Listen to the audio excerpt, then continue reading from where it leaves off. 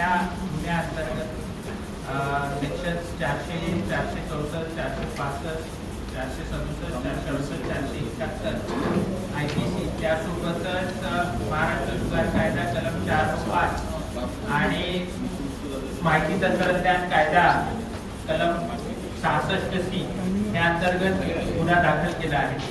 त्यामध्ये एकूण 93 आरोपी आहेत आणि त्या 93 आरोपींना अटक करण्यात आलेली आहे।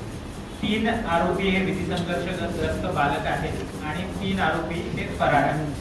त्यापैकी 5 जे मुख्य आरोपी आहेत जे त्या BPO मध्ये प्रोसेसिंग युनिट मध्ये मॅनेजरचं काम करत होते, अशा 5 आरोपींना PC मध्ये पोलीस कस्टडीमध्ये घेण्यात आलेला आहे आणि इतरांना जे आहे ते त्यांचा पोलीस कस्टडीचा हक्क अबाधित राखून FCR मध्ये पाठवण्यात आला आहे।